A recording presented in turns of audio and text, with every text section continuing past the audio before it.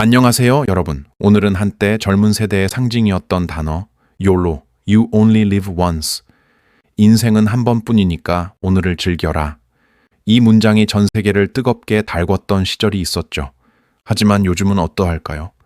이제는 YOLO라는 말조차 거의 들리지 않습니다. 대신 짠테크, 절약, 현금 흐름, 투자, 자산 관리 같은 단어들이 사람들의 입에 오르내리고 있죠. 도대체 무슨 일이 있었던 걸까요? 한 시대를 풍미했던 아요로 정신은 왜 이렇게 빨리 사라졌을까요? 오늘은 바로 그 이유를 경제적, 사회적, 심리적 측면에서 깊이 있게 풀어보겠습니다. 기 요로의 탄생, 자유와 소비의 시대.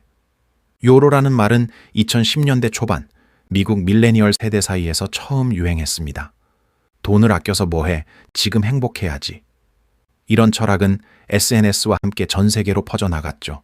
특히 2013년부터 2018년까지 경제는 완만히 회복되고 금리는 낮았으며 소비가 미덕이던 시대였습니다. 스타벅스의 프라푸치노, 해외여행, 명품 지갑, 미식, 캠핑, 이 모든 게 나를 위한 소비로 포장되었죠. 한국도 예외가 아니었습니다. 젊은 세대는 소확행, 작지만 확실한 행복, 탕진잼이라는 단어로 요로를 번역했습니다. 누군가는 비싼 커피 한 잔을 사며 이게 나의 힐링이야라 말했고, 누군가는 신용카드를 긁으며 오늘만 사는 거야라 외쳤죠. 그때까지만 해도 사람들은 믿었습니다. 내가 노력하면 언젠가 잘 살게 될 거야. 그래서 지금 잠깐의 소비는 내 삶의 보상처럼 느껴졌습니다. 요로의 몰락, 현실이 변했다. 하지만 그 믿음은 오래가지 않았습니다. 2020년 이후 세상은 완전히 달라졌죠. 팬데믹, 물가 상승, 금리 인상, 부동산 폭등, 주식 폭락. 여기에 더해 청년층의 실질소득은 정체되고 노동 강도는 오히려 더 강해졌습니다. 요로, 웃기지 마. 내 통장은 마이너스인데. 사람들의 생각이 이렇게 바뀌기 시작했습니다. 예전엔 소비가 힐링이었지만 이제는 소비가 불안이 되었습니다. 이걸 사면 행복할까? 보다 이걸 사면 다음 달 카드값은 괜찮을까? 이 질문이 먼저 떠오르는 시대가 된 겁니다. 금리와 물가, 와이올로를 무너뜨린 두 축, 요로가 사라진 가장 직접적인 원인은 경제 환경의 급격한 변화입니다. 2020년대 초반까지 세계는 제로 금리 시대였죠. 돈을 빌려도 부담이 없었고 소비를 늘려도 손해볼 게 없었습니다. 하지만 2022년 이후 미국을 비롯한 전 세계가 고금리 체제로 전환했습니다. 이자 부담이 늘어나고 대출 이자가 월급을 삼키기 시작했죠. 예전엔 신용카드 긁는 요로였다면 지금은 카드 이자 갚는 현실이 되어버린 겁니다. 여기에 인플레이션까지 겹쳤습니다. 점심 한 끼가 15,000원, 커피 한 잔이 6,000원. 소비는 같은데 지갑이 훨씬 빨리 비워집니다. 결국 요로는 살기 힘든 현실 앞에 무너진 소비 이념이 된 셈이죠. 세대의 각성, 소비보다 생존 요로가 사라진 또 하나의 이유는 세대 가치관의 변화입니다. 과거엔 나를 위한 소비가 자존심이었지만 지금은 나를 지키는 돈이 자존심이 됐습니다. 한때는 명품 가방을 들고 다니는 게 멋이었지만 이젠 통장 잔고를 지키는 게 더 멋있죠. 밀레니얼 세대와 시드 세대는 이제 깨달았습니다. 돈이 없으면 자유도 없다. 요로는 자유를 외쳤지만 그 자유는 경제적 기반 위에서만 가능하다는 걸 알게 된 경리다. 그래서 요즘은 요로 대신 FIRE, Financial Independence, Retire Early, 즉 경제적 독립과 조기 은퇴를 목표로 하는 트렌드가 떠올랐습니다. 요로가 오늘의 즐거움을 추구했다면 FIRE는 내일의 자유를 준비하는 철학입니다. SNS의 변화, 과시에서 절제의 미학으로 한때 요로의 엔진이었던 SNS도 변했습니다. 예전엔 인스타그램에 오늘도 카페에서 힐링, 이번 달은 파리 여행 같은 글이 넘쳐났죠. 하지만 이제는 이번 달 지출 관리표, ETF 자동 투자 세팅, 절약 챌린지, 미니멀 라이프 같은 콘텐츠가 훨씬 인기가 많습니다.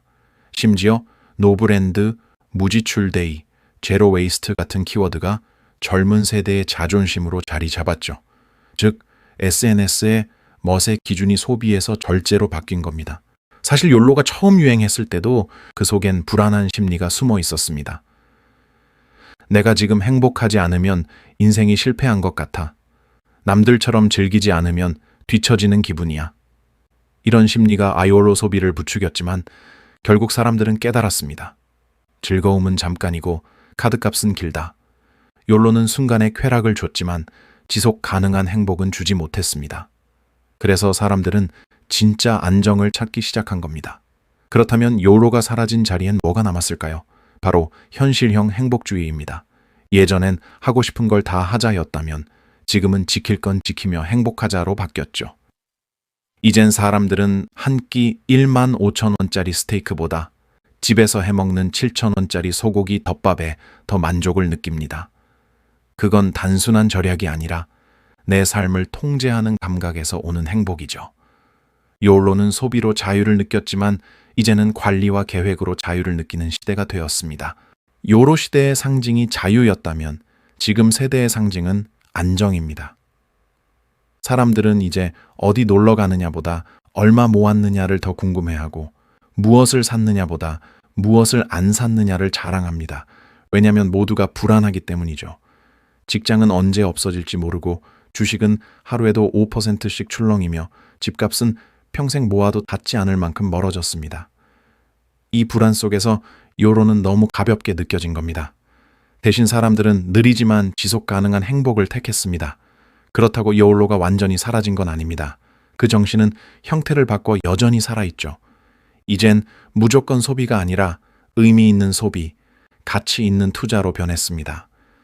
예를 들어 자기 개발 강의나 독서, 건강식품과 운동, 주식 ETF 투자, 가족과의 시간, 관계에 쓰는 돈 이런 소비는 여전히 욜로의 연장선에 있습니다. 다만 방향이 순간의 쾌락에서 지속 가능한 행복으로 바뀐 거죠.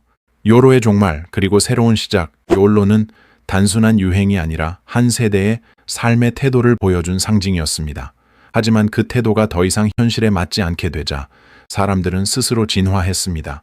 이제는 한 번뿐인 인생이 아니라 길게 이어질 인생을 준비하는 시대입니다. 욜로가 오늘을 즐겨라 라면 지금의 세대는 이렇게 말합니다. 오늘을 준비하라.